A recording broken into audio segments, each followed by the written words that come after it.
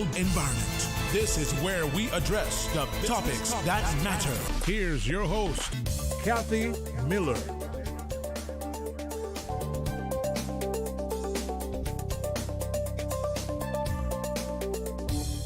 Good morning. Good morning. Good morning, K-Man. It is a beautiful Thursday morning. I hope everybody's checking out that full strawberry moon that's out there. I don't see it as pink. It's just the regular color of the moon, but you got a couple days left, so check out that moon. I'm very excited that this morning I have a new guest that I've been waiting to have in studio for a moment now, so about a year maybe. But our first segment of today's show, we're discussing with the RCIPS their annual Crime and Traffic Statistics Report reflecting 2024. It was released on May 14th, and joining us in studio are Commissioner of the Royal Cayman Islands Police Service, Mr. Kurt Walton, and Sergeant Jodi-Ann Powery from the RCIPS Media and Communications Unit. We're going to explore the trends in the report, what they mean, and what's being done in response. So, Commissioner and Sergeant, good morning, and thank you for joining me on the buzz. Good morning. Thank you for having us. Yeah, no problem. Good morning, Kathy. Good morning. Good to be here. It's good to have you. I'm glad you joined. Maybe Jodi warned you over the last year of what this is going to be like. No warning necessary. So before we go into the report, I do want to first begin by discussing the case of the disappearance of Andrew Harris. He was a colleague of ours for many years at Radio Cayman, and currently he's with Compass Media. I say is with because we don't know as yet if he has passed. So in saying that, I want to go straight into some questions, and I understand you'll be limited in some answers because it's an ongoing investigation, right? But it would be wrong of me not to ask you any questions in regards to this case. Now that I have you, especially Commissioner, joining us in studio this morning. Mm-hmm. So, is there anything in the past few days that you can update us regarding his disappearance that perhaps hasn't been shared as yet with the media? So we have been quite upfront with, I suppose, any new discoveries, and we've pretty much shared those through the various media houses over the past week. As you know, it was reported to us last week Wednesday, just after 2, and ever since we've had a command center set up over at the Pedro St. James, the First Baptist Church, which really it was a concerted effort from a lot of persons involved, including members of the public. And I want to thank those members of the public for coming out, members from the HMCI, ourselves, the Cayman Islands Coast Guard, and so many other volunteers who came out. So it's been really a joint effort throughout the past week, and significant amount of hours have gone into by detectives looking at CCTV and information gleaned from CCTV that helped lead us to that area. And that's why we ended up at that Pedro St. James. Yesterday, we transferred command to the Cayman Islands Coast Guard. And that's because after spending the past 7 days in a wide area, exhaustively covering a quite extensive area over there in the Pedro area, we felt, based on evidence that we were now recovering from the ocean, that the focus now should be in the ocean, and that's where we've put all the focus now is on the ocean. We still retain, as RCIPS, retain the investigation into Andrell's disappearance, and we are communicating with the family on some of those discoveries. It is a very sensitive, very delicate, as you can imagine, as you yourself has been personally touched, and so many people, so many others, including ourselves. We all work with Andre. I remember my last discussion with Andre was Andrell at the outside of the House of Parliament just a few weeks ago. So we, good professional relationship. So it's a real somber for all of us when we think about it. But we're certainly, what I would say from ourselves, Coast Guard, and everyone else, we have worked tremendously hard working with members of the public to try to get to the bottom of Andrea's disappearance. Okay. And that continues today. The Coast Guard is currently will be over there in that area. Okay. Can you share any specifics of where exactly you found his pants, phone, and T-shirt? So this is all in that ocean area opposite of the Pedro St. James, Pedro Castle as we would commonly call it, on the ocean side. And it was all discovered by the Cameron Coast Guard during the use of equipment via underwater drone as well as their divers. So I think the term coastal waters was being used. So for me, I came to understand that as really close to the shore. I wasn't quite sure if those, like the phone and the pants, for example, were found close to the shore, if they were further out.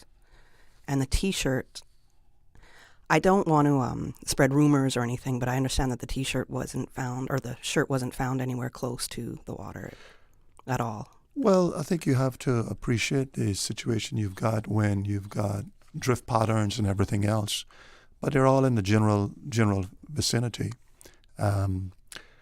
There were other findings on the land side that would have been in that general vicinity as well. Okay. Are you allowed to share the condition of the pants and the shirt? If there was any rips and tears in the pants, for example? No, because that all has to be forensically examined. Okay. Yeah. Is there any suspicion of foul play? For us at the moment, everything that we're looking at CCTV, we're looking at other investigative lines of inquiries. It's difficult for me to go one way or the other. So what we do to ensure that we don't lose track of the investigation is to always work with an open mind. So at the moment, we're working with an open mind so that we don't close our minds off one way or the other. So that is the focus at the moment. Just keep our minds open, and we allow the investigation to go based on the facts that as they come in. Right. And based on the items found, was there any DNA evidences yet, or that still has to go under an examination? So all of that would be submitted to our lab, the local lab, Health Service Authority. As you can imagine, the challenge is when you have items found in the ocean, but everything that we recover will be submitted for DNA examination. Okay. Yes. So we're still waiting on Yes, those results. correct. Okay. Yes. And based on the alleged text messages that he had sent the evening that he apparently disappeared, have you been able, and the CCTV footage that you've reviewed, have you been able to form a timeline of events? We have a fairly good timeline of events. What I'm trying to avoid now is to go into an inquest in a public forum like this. I don't think it's right, because that's really left for a coroner's inquest. But we're formulating what we think is a timeline over that, from the Tuesday up until the point of when it was reported to us. Okay. My last question in regards to this, I thank you for bearing with me as I ask these questions, is what kind of investigation protocols happen in situations like this when people go missing? So it came into us as a missing person report. So we immediately initiate, we have a missing person policy. So we immediately initiate our missing person policy and what that looks like. So that's what we're looking at now, and purely as a missing person, and we will continue along as far as the facts and what that leads us to, and as far as any final determination. Because our mission as investigators is to pretty much we're on a fact-finding mission. So our focus is on facts, and that comes in various forms, whether it's documentary, whether it's photography, whether it's witnesses, but there are different forms of facts.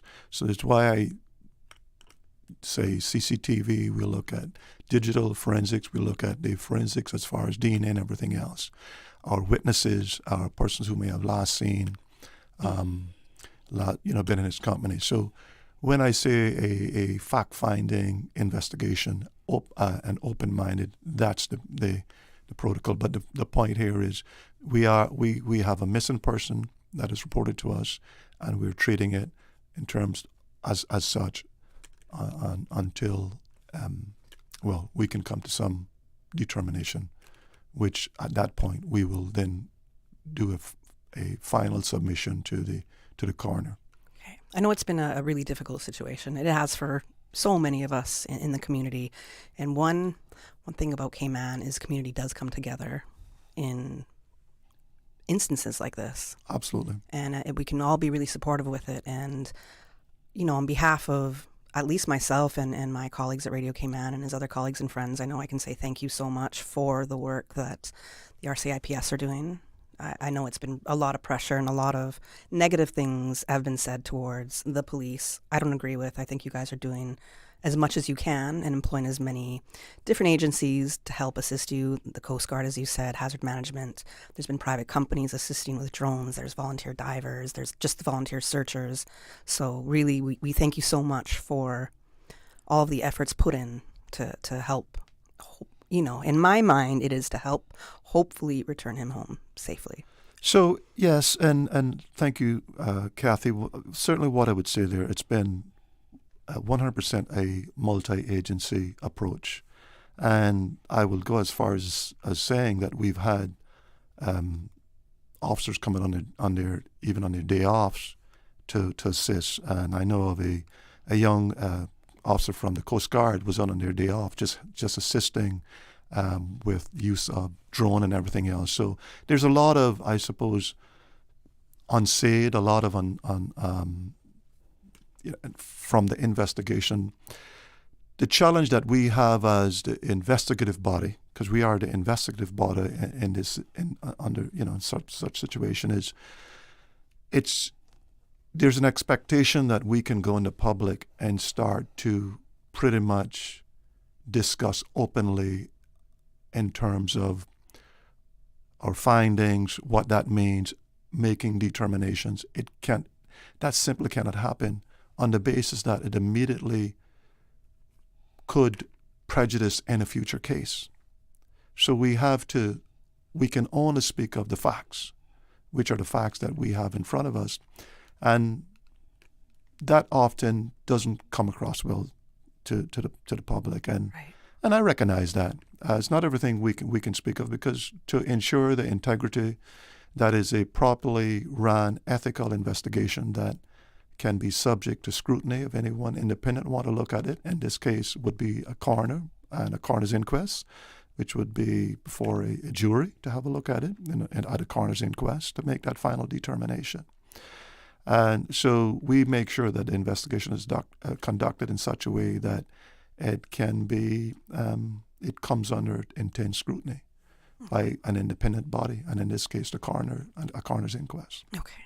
All right. Thank you for answering my questions and discussing Andrell Harris and his disappearance. We're going to go to a commercial break, and right before we go to that break, I just want to remind people, because I didn't say it at the beginning, we can take your calls in this segment as we are talking about the crime and traffic stats of 2024 with the RCIPS. The numbers to call, toll-free with Flow, is 1-800-534-8255 or 949-8037, 949-6990, or you can WhatsApp call or text at 925-3261. After the break, we're going to get right into some of the details of the report. I'm Michael Webster. And I'm Denise Brown of Cayman Insurance Center. Family is not the most important thing, it's everything. We have worked with the community and their families on protecting themselves for the future. Whether it's providing top-rated life insurance or protecting your family's household investment. From our family to yours, we understand and we care. I'm Denise Brown. Call me at 814-7229. And I'm Michael Webster at 925-5433. We are Cayman Insurance Center, specializing in property, life, and other lines of insurance products and services at an affordable rate. We are Michael and Denise at Cayman Insurance Center. Call today. Looking for fresh, healthy food that's full of flavor? Then you've got to visit Kirk Market. Our dishes are made with fresh, high-quality ingredients. Enjoy vibrant mixed greens or satisfying pasta salads. Or try one of our delicious grill options like blackened chicken, spicy beef steak, or grilled salmon. Looking for something light and flavorful? We've got sushi rolls and poke bowls prepared daily. And don't forget to explore a hot bar or Billy Fresh salad at the salad bar. Stop by Kirk Market today for breakfast, lunch, or dinner and taste the difference. Eat well, live well with Kirk Market.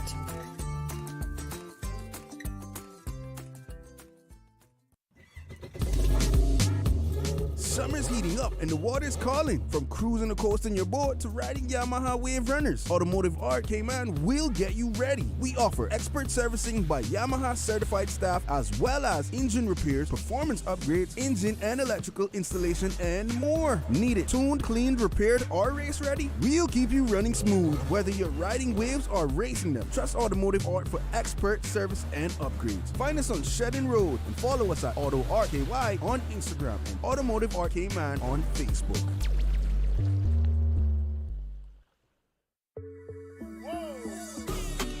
It's in the feeling in our we talk. It's in the meaning in our spark. It is the thing that sets us apart. Who we are. 'Cause the rhythm of life keeps bumping. Together going strong. No matter what, we keep things flowing. Before we will go all in. Our hands up in the sky. Celebrating. Come let your rhythm flow. The Buzz with your host, Kathy Miller.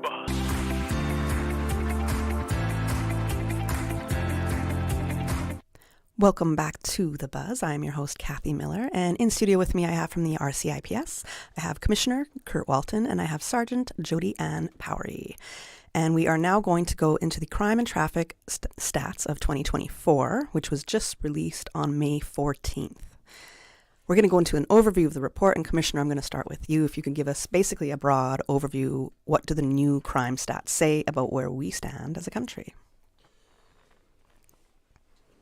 Thanks, Kathy. So, I suppose when you would have, you would have seen the report as sort of a new look. This year, we made some changes to it to, I suppose, make it a bit more user-friendly. But speaking about 2024, so I suppose the takeaway there is that overall the crime was up 7%, and that were five really key areas for us that we saw that increase. Sexual offences went up by 21%.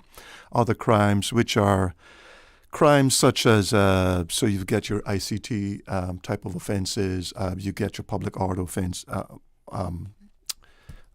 offences, whether it's threats of violence or offences coming across, threats made on say ICT platform. Okay. Drugs crimes, which is good because that's generally a representation of an increase in arrests.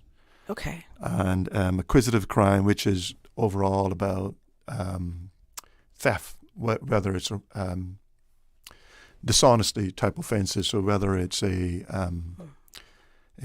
burglary or a robbery or general theft. We saw an increase, primarily around burglary.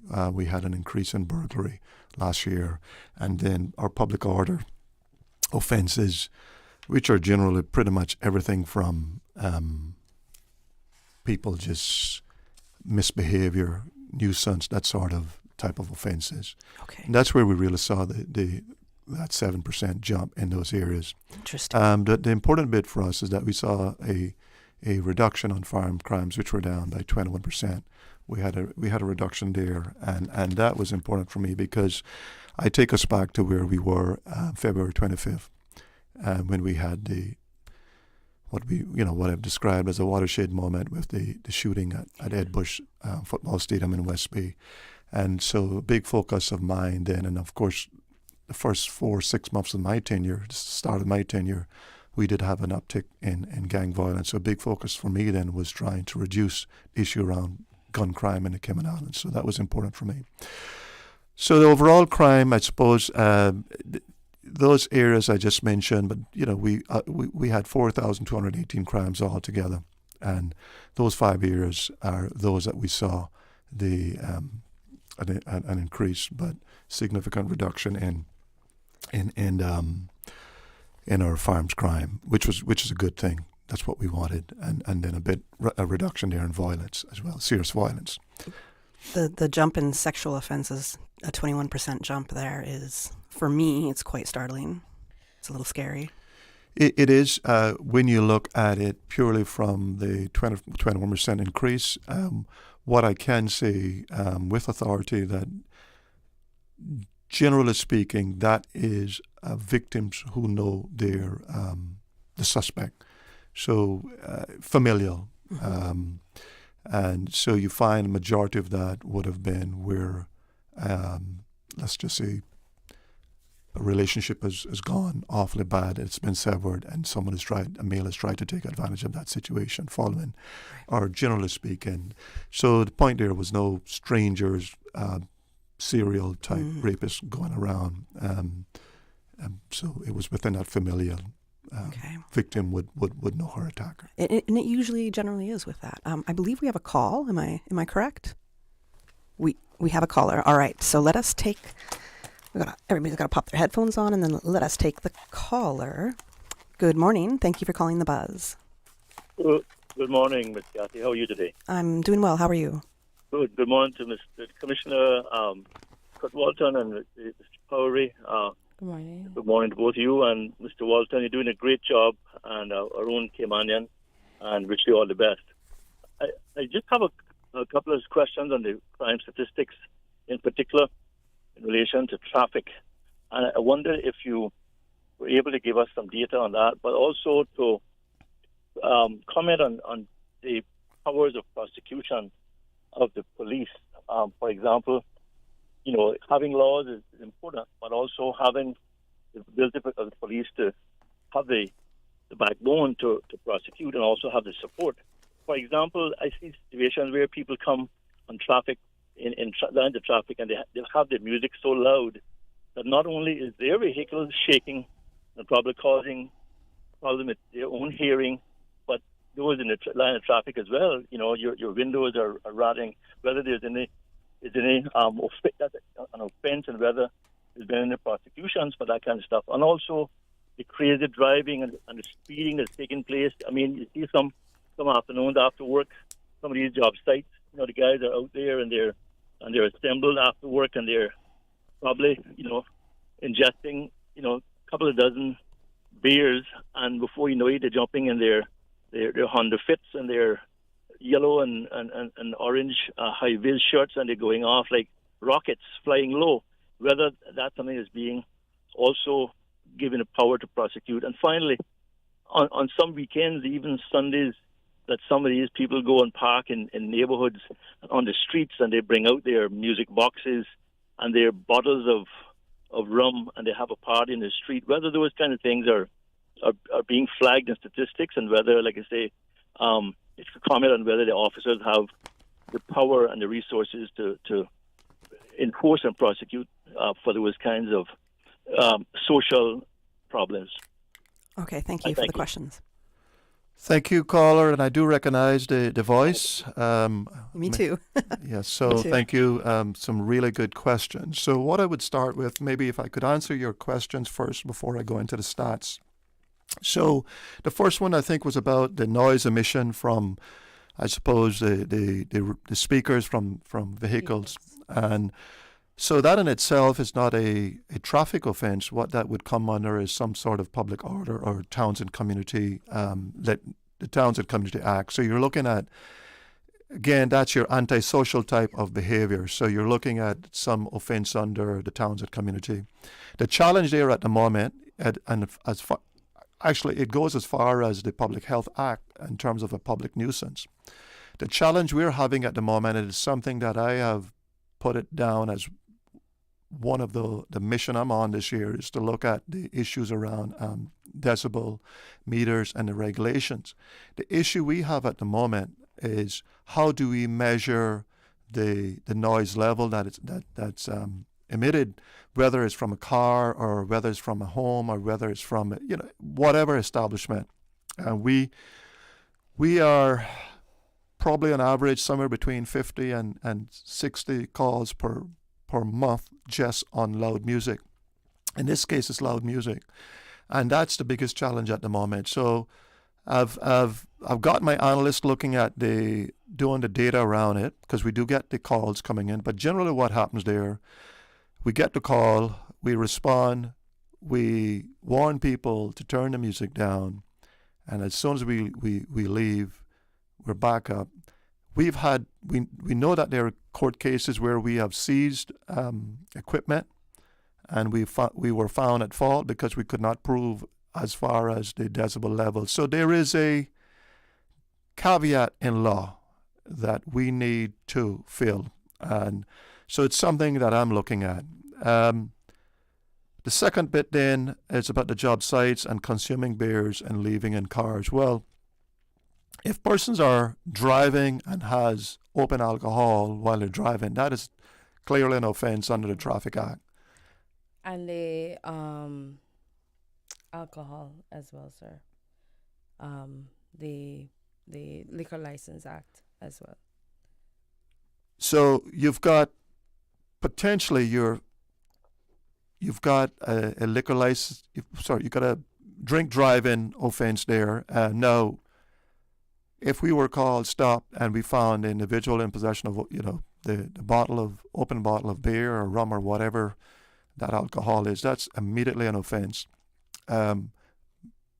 There's a roadside test right away, and that determines whether or not someone is over the legal limit, because we still have, we have the 0.077%. But yes, that is an issue where I suppose for me, I can send that information in when it comes to our notice to the Liquor License Board chair, and we could have some discussions with some of the employers or the companies, development companies, in terms of allowing this sort of behavior on their sites. Well, afterwards, because it potentially you're allowing people to get in a car and drink and drive.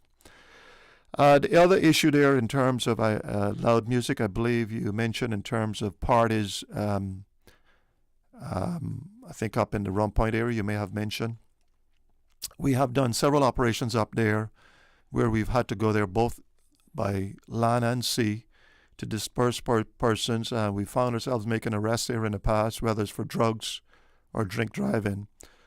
But overall, I think the big issue, if you take nothing away from the conversation around the music side of it, the big issue and the noise is the caveat in the act at the moment as far as the measuring device in the sense of measuring decibel level. And that is something for us to take forward. I'm having that discussion with the public health officials, Director Sims. The other bit, as far as prosecutions, we're not prevented from prosecuting anyone. I will say that, we do as much as we can do. We are down as far as traffic officers. I did say that at my press briefing, that we were down some 38% in terms of where I think we need to be. We had 25 traffic officers in 2023 compared to 15 this year. So we are down, and that actually is reflected in the amount of prosecutions. And I probably shouldn't say this, but my people are, well, I have said it, the driving on the roads is abject. It's absolutely horrible. And what I've said to my inspector of traffic, Inspector Andre Tahal, and I just simply said, I'm really tired of it. No more discretion. Book him, Andre, is pretty much what I said to him. Just book him. No one is listening, so the minute they break the law, just book him. And that's a position I take there. So there's the point I'm making is there's no directive, no instruction coming from me as police commissioner not to prosecute. Of course, it has to go to court. There could be challenges there, and that's just the criminal justice process. We did prosecute quite a number of people last year, but that had been down as far as overall numbers. We did see significant drops there as far as traffic prosecutions. Road traffic collisions continue to be a massive problem for us. It continues into 2025. We are now averaging about 6 to 9 per week. So I almost got hit today. It goes up year after year as far as road traffic collisions, and it's been going up since 2021, on average of 155 collisions more per year. I don't see that changing. Now, I sit on the National Road Safety Committee, and one of, I think, probably the most effective tool are speed cameras. I think speed cameras will be a real effective tool because in reality, my officers cannot be everywhere. If just under 500 miles of road in the Cayman Islands, they just can't be everywhere. And I think speed cameras will be a good tool that we can pretty much put everywhere. But that is a national infrastructure. That's not just an RCIPS. It supports the whole road safety strategy moving forward. And I think that is really the way to go. Okay. Thank you so much. Thank you, caller, for your questions. And, you asked that question right as I was contemplating getting a sound system in my car. And I'm definitely getting a sound system in my car. I just hope I don't roll up next to you in traffic now. We're going to go to a commercial break. And when we come back, we have some more questions. I think we have another caller, but it might be the last call we take because we have really limited time and we need to get some of the through some of the data that was presented in this report. Let's go to the commercials. Looking for fresh, healthy food that's full of flavor? Then you've got to visit Kirk Market. Our dishes are made with fresh, high-quality ingredients. Enjoy vibrant mixed greens or satisfying pasta salads. Or try one of our delicious grill options like blackened chicken, spicy beef steak, or grilled salmon. Looking for something light and flavorful? We've got sushi rolls and poke bowls prepared daily. And don't forget to explore a hot bar or Billy Fresh salad at the salad bar. Stop by Kirk Market today for breakfast, lunch, or dinner and taste the difference. Eat well, live well with Kirk Market.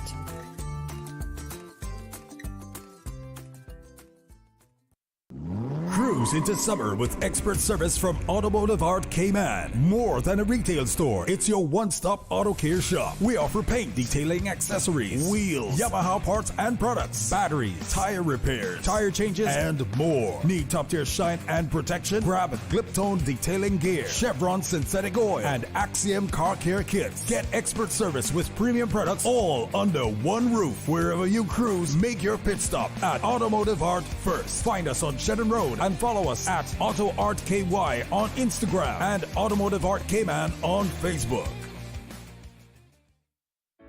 Water Authority Cayman wishes to inform the public of a temporary closure of the main entrance and front section of our parking lot from 9th to 14th June to facilitate essential resurfacing works. During this period, customers are kindly asked to use the right side of the parking lot as a temporary entrance and exit. Additional parking will be available to accommodate all customers, and clear signage will be in place to guide traffic and ensure a smooth flow. We appreciate your patience and cooperation as we carry out these necessary improvements to our facilities.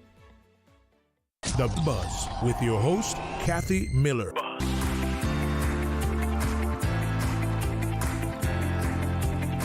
Good morning. Welcome back to The Buzz. I'm your host, Kathy Miller, and in studio from the RCIPS, I have with me Commissioner Kurt Walton and also Sergeant Jodi-Ann Powery. We had another question come in via WhatsApp, and the question says, since crime is up, overall crime by 7%, I believe it is. Yeah. This is in comparison to 2023. Please ask your guest about the crime solving rates. Crimes solved to crimes committed. Yes, thanks, Kathy, and thanks to the caller. Very good question. In fact, it was one of those ears dear to me when I took over. I said, well, we need to look at our detection rate, and because it really measures how we're doing as far as performance. So we first had to introduce a policy. It took a while to get the policy written and then ratified by the senior command team. And what I can say for 2024, when we can't measure on 2023 because we had no detection policy in 2023, so I can only speak of 2024. So just for clarity, so I can't compare our detection in 2024 to 2023. 2024 is a new start. It's basically a clean platform with detection.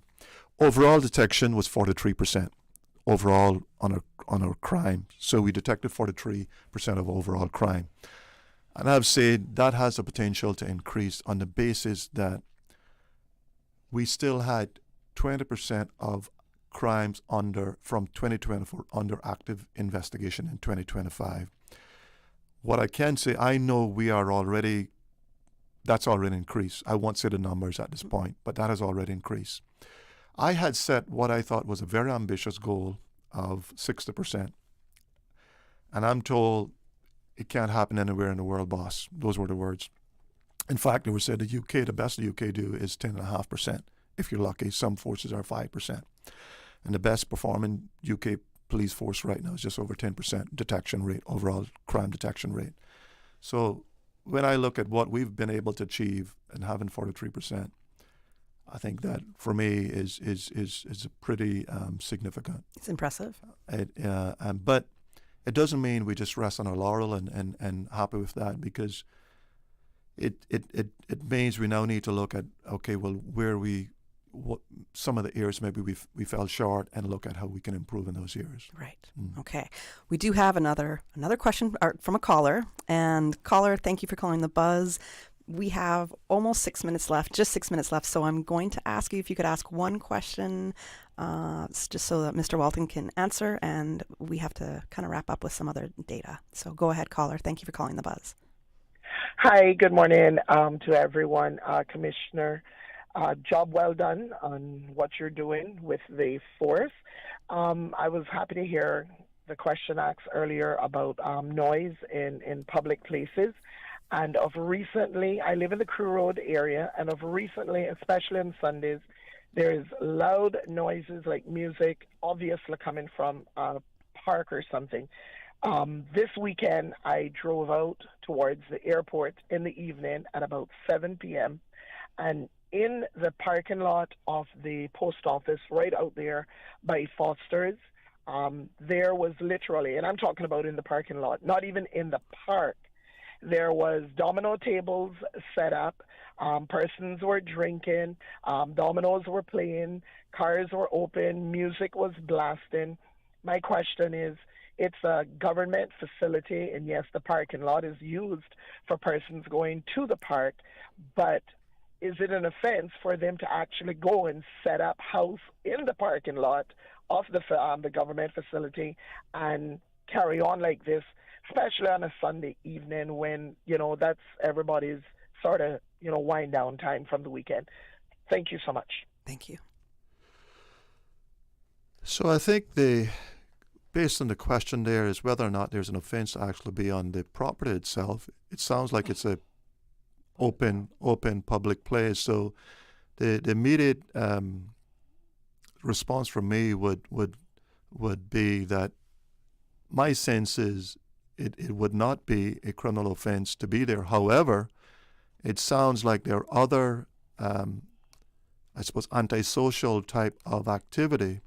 So if you're speaking of the noise again, that would fall within the Towns and Community Act.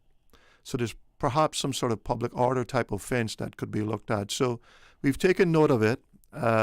We'll certainly get it into our team, and we'll pay some attention to it. Now, I did mention, you may have heard me say it earlier, the big challenge at the moment for us is the issue around the decibel level and being able to measure those and what that looks like in the regulation. So it's a bit of work there to cover as far as the legal aspect of it. So some of these things are not immediate as far as being able to gather the evidence and put that sort of evidence before the court.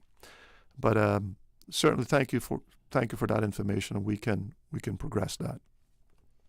All right. Thank you, caller, and thank you for being able to answer that. You know that I have about 20 questions for you guys, but we have about 3 minutes. So I'm going to allow you to give us the information that you think we need to know, the most vital information coming out of this report. I do want everybody to know you can go to rcips.ky. The report is published on the website. Very easy to read. I love the way the report is presented as well. So I like how this is going, but I'm going to give it to you. Let us know the key data that you want us to walk away from today. So I think the key data here for me is certainly as far as crime overall. Well, obviously it's important for us to talk about the detection. So 43%, I think that's a bit of good news. And for the first time, we've actually had a detection rate that we could produce. The fact that we're seeing concerns certainly as far as around sexual offences. Again, I mentioned in terms of familial, that's for us to look at. But for me, the good bit there is, for us, it shows trust and confidence in the police coming forward and reporting it, and that we will actually do something about it. Yes. The next bit then to take away for me would be about the firearms crime, that we had a 21% drop in firearms. Yes. And I'm convinced that's down to the fact of the proactive operations that we did in 2024, where we took 15 firearms off the road. We arrested multiple persons in possession. And I can say right now, because I know what the numbers are, there are 35 persons currently in Alfred prison for firearms, possession of firearms. So, and 32 up there for murder, 25 murder and 7 manslaughter. I could go on. So there are 194 there for serious or violent crime. Out of 220, 194 prisoners are in Alfred for serious and violent crime. So the myth that everybody's up there for a spliff of weed is absolutely that. It's just a myth. So to take away there is the proactive work that has been done by team and all the officers involved in that to make our country safe, and that's a bit there for me. So there's some good takeaways from that report. It's not all doom and gloom. Yes, crime is up as far as 7%, and the bulk of those are in some of the areas that we think we could look at reducing. Okay. Traffic concerns, well, that remain as is. And the issue there is that there are no let up as far as road traffic collisions. I don't see that changing unless the behavior of the drivers change. And I think there are two ways. Either people can do it through their own discipline and compliance with the rules of the road, or they can be forced to do so, and that could be done via speed cameras, or certainly drink driving. That could be done through changing the law. And it's something that I'm certainly looking to push this year, as far as when you look at 14 people lost their lives on the road or roads last year in road fatalities, majority of which were as a result of drink driving. Persons leaving the scene of an accident, leaving someone to die on the side of the road or die in a car, it's just everything wrong about that. My view is that there should be a mandatory minimum sentence, no different than the Firearms Act. I don't know what that would look like, whether it's 5 years, 8 years, 10 years, but certainly we would make our recommendations. But there should be a mandatory minimum sentence for causing death by reckless, dangerous driving, causing death by drink driving, further aggravated by leaving the scene. So that for me would be the takeaway from the traffic aspect of it. I'm just conscious that I've got Jodi here, and she really drives a lot on the prevention side of it and some of the stuff we're doing. Jodi, do you want to speak about a bit about that? I just want to mention that we do, as a service, rely heavily on the police and on the public as well, and on the information that is provided by the public. And so if you visit our website, we have a tips page, but we also have a feedback page, and you can submit information that way to the police, and people have done so in the past, and we have gained results from that. Okay. All right. I know I'm late for the 9 a.m. headline news right now, but I really hope you can really quickly answer this WhatsApp question. If it is legal to have extra LED light strips installed on the front of cars and trucks, they're very dangerous as they blind you. This is a comment coming from a listener. Well, the law is pretty clear in terms of what the type of lights should be at the front of your vehicle. It should be nothing other than what's actually fixed what the manufacturer affixed to the vehicle. Sometimes that is a challenge because we've got some vehicles that are now coming in with the type of LED type of headlamps, and that poses a legal issue right away. Okay. But generally speaking, the law is very clear in terms of it's a white light at the front that would have been from the manufacturer or the make of the vehicle. Okay. Thank you both very much. And I know that we barely got to touch the stats report that was just released in May, but I think we did also cover some really important things this morning, and we took some questions from our listeners, which is really great when it comes to the engagement with police, right? And just to be able to have that discussion. Thank you for joining me. I would love to have you on soon again, perhaps next month, Commissioner. Thank you, can Kathy. Join us again. No pressure. Thank you, Kathy. No problem. My experience when I go on the radio or when I go in front of the cameras, an hour is too short, generally speaking. Okay. Well, generally speaking, people expect me to be around longer, and that goes with it shows with the engagement. Okay, so we can plan for that, and I'm sure our listening audience will appreciate it. I'm really late for the headline news right now, so I got to go to that. Thank you, Kathy. Thanks for joining us this morning. Thank you. Little Cayman, come on, Bride. Cover me. Radio Cayman in the Cayman Islands. From Radio Cayman's newsroom, this is Headlines. Local, regional, international news. The Headline News is brought to you by Kirk Market and Health Services Authority. As part of the Tourism Ambassador Program, government is hosting the 2025 Tourism Ambassador Speak-Off competition today, giving local secondary school students between the ages of 14 and 17 an opportunity to showcase their knowledge, public speaking skills, and passion for tourism. You can watch it live today on the CIGTV YouTube channel at 10 a.m. A London-bound Air India plane carrying 242 people has crashed shortly after takeoff in western India. Police in India say there appear to be no survivors. The flight was heading to London Gatwick. There were 169 Indian nationals on board the flight, 53 Britons, 7 Portuguese nationals, and 1 Canadian. Video shows scenes of devastation in the residential area where the plane came down. The plane crashed into accommodations used by doctors. One woman described how her son survived by jumping from the second-floor window. Tracking website Flight Radar 24 says it received the last signal from the aircraft at 625 feet, just seconds after takeoff. Those are your headlines. I'm Carsley Fuller. More news available at www.radiocayman.gov.ky. Check out our social media pages: Facebook, YouTube, X, formerly Twitter, Radio Cayman Headline News.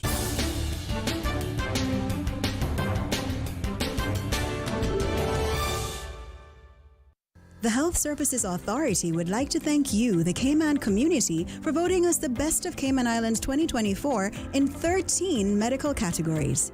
As the largest and longest healthcare provider in the Cayman Islands, we have been caring for you for many generations, helping the people of our islands live longer, healthier, and happier lives. At HSA, we are committed to caring for you. For more information, visit hsa.ky or call 949-8600. Looking for fresh, healthy food that's full of flavor? Then you've got to visit Kirk Market. Our dishes are made with fresh, high-quality ingredients. Enjoy vibrant mixed greens or satisfying pasta salads. Or try one of our delicious grill options like blackened chicken, spicy beef steak, or grilled salmon. Looking for something light and flavorful? We've got sushi rolls and poke bowls prepared daily. And don't forget to explore a hot bar or Billy Fresh salad at the salad bar. Stop by Kirk Market today for breakfast, lunch, or dinner and taste the difference. Eat well, live well with Kirk Market.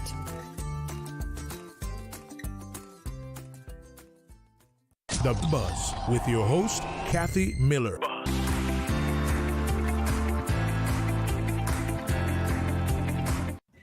Good morning. Good morning. Welcome back to The Buzz. I'm your host, Kathy Miller, and on this segment, I'm excited to also welcome a new guest. We have Sandy Urquhart, who is the CEO of Beacon Farms. We're going to be talking about a Beacon of Hope, which is their foundation, and an upcoming golf tournament. I love what Beacon Farms is doing. And before I say anything more, I'm going to welcome Sandy. Good morning. Welcome to the show. How are you doing? Welcome. So we're going to get right into it because I know I went a little longer in the last segment. So the role of the Beacon of Hope Foundation. Can you share with us more so the backstory of Beacon Hope Foundation? Well, it's the founder was the Howe Family Foundation, Mr. Howe and his son Scott Howe, and they purchased the land and the farm, 34 acres in Frank Sound, and set up the foundation originally. And we started from that. Everything that we've done on the farm has been done by the people who actually work there. So it was a pretty rough old place. In fact, you couldn't even get up the driveway. And the buildings needed completely renovating before we could even start as a farm, before we even discovered that we didn't actually have any soil, really. And that was the beginnings of it. And the idea was to get to give people who were really trying hard in their recovery programs with the Bridge Foundation, which is based in West Bay, the halfway house, gives them an opportunity to work somewhere away from, the more urban end of the island, and that was the establishment of the farm, a place where people could go and work and live in an alcohol and drug-free environment. What role does the Beacon of Hope Foundation play in supporting Beacon Farms? The farm relies right now on charitable donations from the community, and we're hoping that the objective is to become financially sustainable through our own efforts on the farm, through the growing of our agricultural produce. That's everything that's green, whether it's hydroponic or in the fields, and our tourism project, a very big composting project that we're undertaking with IWC. Jason, who's the CEO, and Foster's and the Ritz-Carlton are on board, amongst other businesses that are founding this objective, which is basically to drive green waste away from the dump and use it in the creation of compost up at the farm. And on top of that, we have a farm shop. We also have a little factory where we produce coconut oil, coconut flour, all sorts of jams and jellies and hot sauces that we sell. And those are the revenue streams we hope that will anchor sort of a financial sustainability to the project in the future, so we wouldn't be dependent on fundraising. Okay. Now there's the mission of supporting Caymanians in recovery through agriculture. Yeah. At Beacon Farms. Yeah. So I don't know if it's a program per se, but what do they go through? What do the recovering addicts go through when you bring them to work at Beacon Farms? When they come up to the farm, they've got to be pretty serious about their recovery. We look on it as like the University of Recovery. Okay. And so they have to have got their license back, their ID, a bank account, and they have to have spent a certain amount of time at the Bridge Foundation halfway house in West Bay, our sister organisation. And then they come up to the farm and we interview them, because it's not a holiday resort and it's not a medical institution. It's a business that's founded on employing people who are genuinely attempting to recover. How many former addicts have gone through the program that you do offer? Probably 24 or 25 in the short amount of time that we've been going. Obviously, addicts actually never recover. Oh. So if you're an addict, you're an addict. It's how you cope with that addiction in the future. So, Me saying recovering addict is... You recover, but you're always recovering, if you follow me. Yeah, I do. Yeah. So what we give them is an opportunity to take part in their own business, because it is their business. And people who are working there are the custodians of the business for the next generation of addicts and alcoholics. And it gives them an opportunity to work in a business which is cutting edge. We're doing things at the farm in agriculture that nobody else is doing on the island. Mm-hmm. And we're recovering and creating soil through the composting exercise, as well as our rock crushing, working on other farms. So people are really surprised at the fact that you can take an acre of land that's covered in rock, crush it, and produce an acre of land that becomes genuinely arable and capable of producing crops in a commercial manner. So it's taking part in an exercise, and I'm digressing slightly, but it's taking part in an exercise on the island that the government actually at the moment is really interested in, which is food security. Absolutely. Yeah. I think it's a pretty amazing thing, and a lot of what you've touched on is the information, the backstory, and what Beacon Farms is doing is on that film that is on your website. Yeah. And I hadn't watched it as yet, but I got about almost halfway through yesterday. Yeah. And I was just absolutely blown away. And I think everybody in Cayman has to see this, if not the Caribbean as well. Because what you guys have started, no one else in the world was trying to achieve what Beacon Farms is doing. No, it's unique. Yeah. Unique. There are farms where people, lazily potter about doing stuff in recovery, but Beacon Farms is a business that is, that is run by people who are in recovery, and they recognize it as their business, and it shows in the film. And the film was it only cost about $35,000. It was a remarkable piece of work by Candy Wicker, and it won an award in Hollywood, one in Toronto, one in London, and then very recently one in the south of France. And it was competing against films that had multi-million-dollar budgets. And they were staggered themselves, actually. The other competitors, when we won in the south of France for full-length documentaries, were absolutely surprised. And, they came up to us and said, well, how much money did you spend on this film? The story is incredible, Mm-hmm. And it truly is. It's a story about people who are genuinely trying to recover. And honestly, you can see it in their faces. You can see it in the way people work. The combination of being close to the soil and in an environment where you feel comfortable because everybody around you is in recovery. Everybody's been through the same sorts of challenges in life that have brought you to the farm. And so it's a unique place.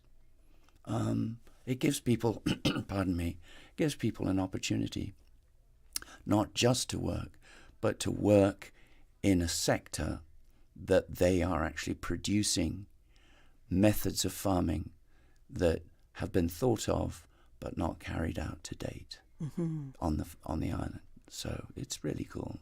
I want our listeners to know that if you'd like to watch that film, it is available on their website, as mentioned, which is beaconfarmscayman.org. You have to see it. I have to finish watching it, but it's absolutely incredible, and it gives such a feeling of empowerment, I want to say, to see what people are doing and, turning water into wine kind of thing. Like, what are you going to do with this? Even though water is a great resource, so maybe that's not the best analogy, but you know what I mean. Yeah. We got to go to commercial break right now, but when we come back, we're going to get into details about the golf tournament that you guys will be hosting. Okay? Summer's heating up and the water's calling. From cruising the coast in your boat to riding Yamaha Wave Runners, Automotive Art Cayman will get you ready. We offer expert servicing by Yamaha certified staff, as well as engine repairs, performance upgrades, engine and electrical installation, and more. Need it tuned, cleaned, repaired, or race ready? We'll keep you running smooth, whether you're riding waves or racing them. Trust Automotive Art for expert service and upgrades. Find us on Shedden Road and follow us at Auto RKY on Instagram and Automotive Art Cayman on Facebook. I'm Michael Webster. And I'm Denise Brown of Cayman Insurance Center. Family is not the most important thing, it's everything. We have worked with the community and their families on protecting themselves for the future. Whether it's providing top-rated life insurance or protecting your family's household investment. From our family to yours, we understand and we care. I'm Denise Brown. Call me at 814-7229. And I'm Michael Webster at 925-5433. We are Cayman Insurance Center. Specializing in property, life, and other lines of insurance products and services at an affordable rate. We are Michael and Denise at Cayman Insurance Center. Call today. Since 1993, Rotary Central has worked diligently each year to provide quality bus shelters to our community. A traveling convenience to our school children, the elderly, young people going to work, guest workers, and visitors using the public bus. We, Rotary Central, help you, our advertisers, make it happen. Your marketing dollar travels a far way. Positioning your message, your product, your services, your presence in over 83 bus shelters. Every dollar you spend, every advert you place helps to build another bus shelter, providing modest comfort for Cayman travelers. Reserve space now on the only billboard medium in the Cayman Islands. Email rotaryshelters@gmail.com. rotaryshelters@gmail.com. The Bus Shelters, a partner in community convenience. Another inspiration program by Rotary Central Cayman Islands. We are in the hurricane season, and knowing what to do after a hurricane can be as important as preparing for the storm. After the passage of a hurricane, seek medical attention if it is needed at hospitals and clinics for those persons who are injured. Do not touch power lines and cables that are down. They may be active. Report them to 911 or the utilities emergency hotlines. Broken tree limbs should be removed from around homes or buildings if possible. This hurricane information has been brought to you by Breeze FM and Radio Cayman. The Buzz with your host, Kathy Miller.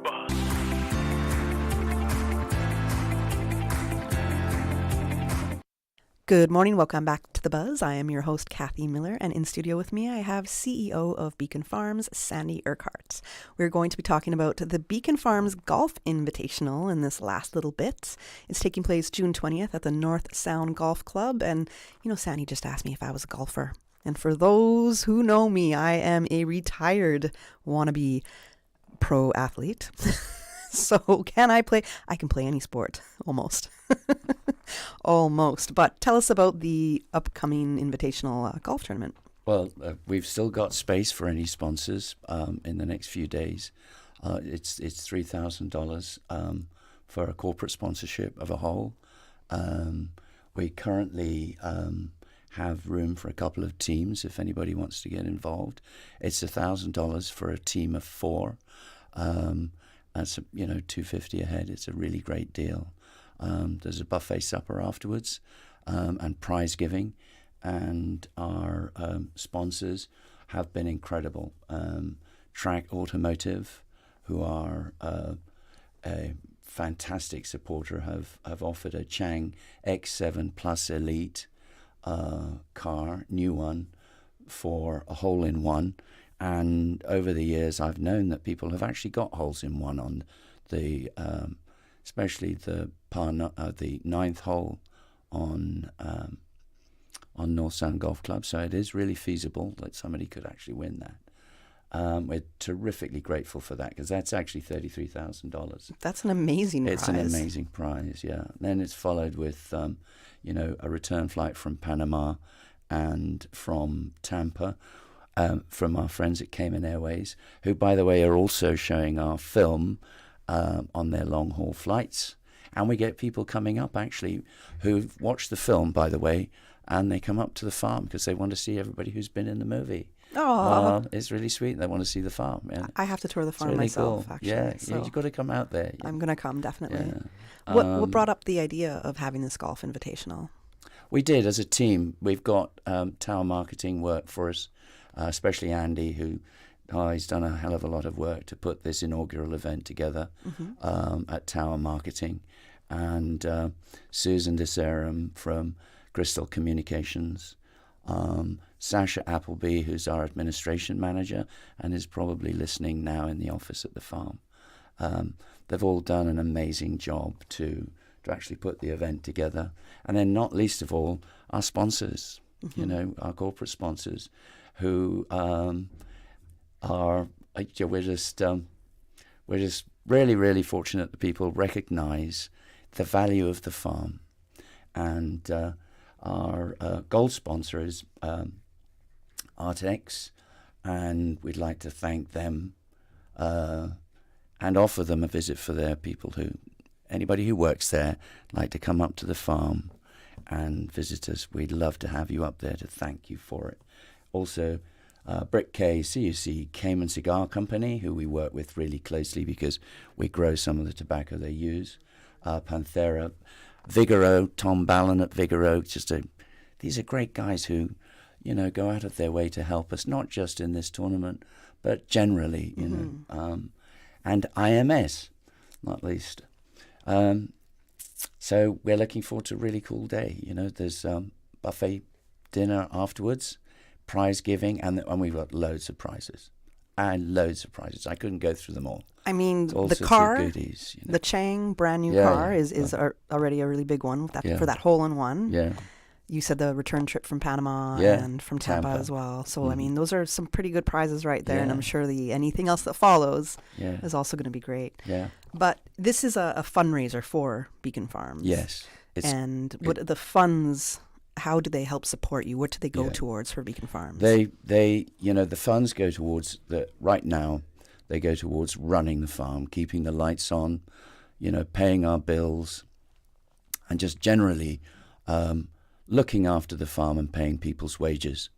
And we really appreciate it because we currently don't have a major sponsor. We're attempting to increase our own revenue all the time. And that's happening. We're each year we're increasing the amount of money that we can actually make ourselves in pretty large leaps, but we're still well short of what we need in a year. So funds like these from events that we hope we're going to increase the amount of events as well. I mean, we'd like to repeat this one annually and develop it, and encourage the relationships that we develop from this particular one with our corporate sponsors and the players, and carry that into the next year and develop it. And it's a great way of people finding out about the farm without having to sit down in a room and listen to me banging on about what we do. So, the film is also a great way to learn about it, right? Cool. That's what I think. But okay, you have some great ambition with Beacon Farms, and to have huge ambitions to have a fundraising event like this golf tournament to help you run it. This is all community building. Yeah. And to just see how you really are giving back to the community, not just with the agricultural part of this, but with helping addicts in their recovery and reintegrating them back into society and working. It's just the circle of life. Yeah. And it's just a whole support chain. And I think it's very admirable what you guys do. So for this golf tournament on June 20th, what does the day look like? Can you break down what that it starts at 12. Everybody turns up and we get straight onto the golf course. It's a scramble, so what's wonderful about it is you can get 4 people who, one's pretty good, somebody's not quite so good, and then somebody's absolutely terrible like myself. And it's the best shot from the 4 people in that particular team that's used to play in the next hole, and so on through that. At the end of the 18 holes, we come back in to the clubhouse, have a bite to eat and a drink, and we have prize giving. Okay, so you have a bit of a social in that sense after. Yeah, and I probably do some talking a little bit about thanking people and, of course, that sort of stuff. How can people get involved, especially if they're like, I don't want to necessarily golf, but I want to somehow get involved and help support this? Yeah. Well, you can go straight to our website, which is, www.beaconfarmscayman.org, and you can donate directly into that. You can, what's really cool is come out to the farm. We do 2 tours Tuesdays and Thursdays at 11 o'clock in the morning. And Sasha does the tours, and she's fantastic, She takes people around. It takes about 3/4 of an hour, but it's well worth it. You can buy something in the shop afterwards. And it gives the community, especially not just tourists, but it gives the community an idea of a community project, how it actually works, and how important it is for those less fortunate in life to have just basically taken the wrong turns. And if you watch the film, one of the guys out there who I love, Obed, actually says, and I'll quote him, we're not bad people, we just made some bad choices. Absolutely. Yeah. And that's too the key. often we like to define people by a bad choice that they made. It could have been one, it could have been a few, but we don't always give them grace, and we don't Right. always see how they've evolved. It's like we just want to remember you, how we might have met you, or where you were at a certain time, but they don't see that evolution and growth. And I think it's really important to honor that. Yeah. Absolutely. So for teams and people signing up, there's a 1,000 registration fee, as we said, right? And what is included in that registration fee? Is there any kind of the swag? registration, the food afterwards, and the only thing you do have to buy on top of that are mulligans. And a mulligan, as you know, is you buy a stroke so that you. I don't know what a mulligan is. You're a semi-professional athlete, so, right? That's what you told me off air. So yes, I said it on air too. Retired. So you also forget wannabe. So you can buy your mulligans so that helps your team improve their chances of winning, and then of course you get access to all of the prizes, which is wonderful. Absolutely. And get to meet people and just have a chat, shoot the breeze afterwards, and set up your weekend. It's Friday, so. Okay. Now, the registration process again, are we going to your website? On our website, yep. You just go straight to our website, and it's dead easy. Okay. Yeah. Now, you had mentioned Artex Risk Solutions, right? They are your gold sponsor? Yes, they are wonderful people. But they're also in partnership a little bit with you with the farm, or in supporting the farm. So it's not just the golf tournament. No. There's more support that they offer with the farm. And, how did that relationship come about? Well, it actually came about through Tower Marketing originally. Okay, great. So it's one of those that wasn't directly through us, but we're just wonderfully appreciative of it, and we just hope we can take it into the next year and impress them enough with our commitment and our value, so that they feel that they want to stay on board year after year. Hopefully, fingers crossed. And just a big shout out to them again. Get yourselves out to the farm so we can thank you in person. We'd love to. Yes. Now, this event goes beyond golf. So if there's any message that you hope participants take with them, what would that be? The value of Beacon Farms to the community. It takes care. It gives people who've had a pretty hard life and are attempting to straighten their lives out an opportunity to work in an environment in which they're surrounded by people who are like-minded, in an industry where they are at the cutting edge of it. They're doing some really interesting things for the country, from a food sustainability perspective, but also just the fact they're working in the land, on the land, which is pretty cool. All right. Well, we got to wrap. Right. But it was great to have you. No, thanks so much, I'm Kathy. definitely going to be checking out the farm tour. Yeah. If there's any last message that you want to leave with our listeners, now is the time to do so. Yeah, please, just to everybody, come out to the farm, 1, and 2, get onto our website. And if you've got a few dollars, because it doesn't really matter how much, that's not the important thing. It's just the donation. And you can do that on our website, which is www.beaconfarmskman.org. Right. I beg your pardon. And 3 W's. And 3 W's, yeah. So it's often that I hear people say the 2 W. We just get caught. All right. Thank you again for joining us. Right before we do close, I just want to give a couple of comments up from our earlier segment, just because I don't want to. I want to make sure our listeners know that I am reading what their comments are. So if I go back to the questions that were posed to the Commissioner Kurt Walton of the RCIPS, one of them was, the government and police are not going, or let me not even say that one. Start charging people, and this has to do with the noise complaints. Book them and charge them big. So that was one of the comments that came in. Another one said, thank you. Loud music from cars is a public nuisance. Town and community laws need to be updated urgently. So that was a couple of the other comments that I did not get to share, and shared it now. So thank you so much for all of our listeners, for everybody who called in, who messaged, to our guests. Sandy, thank you as well. Thank you. I wish you guys the best success with the upcoming golf tournament, June 20th, North Sound Golf Club. Yeah. You still have time to register. $1,000 for teams, up to 4 people. Amazing prizes, including one that is being donated from Track, which is a Chang car. He gave the description details of the vehicle. 2 trips that you can win, one to Tampa, one to Panama, and loads of other prizes. And what you're really doing is pouring back into the community, supporting Beacon Farms, and helping support recovering addicts in their journey as they work at Beacon Farms to help make everything that they're trying to do, the only place in the world that is doing what they're doing, very much a successful reality. All right? Thank you. Have a great day, everybody. Have a beautiful Thursday and an upcoming weekend. The Buzz is proudly sponsored by Cayman Insurance Center, specializing in property, life, and other lines of insurance products and services. And Kirk Market. Experience a world of choice. And Automotive Art Cayman. Your car, our passion.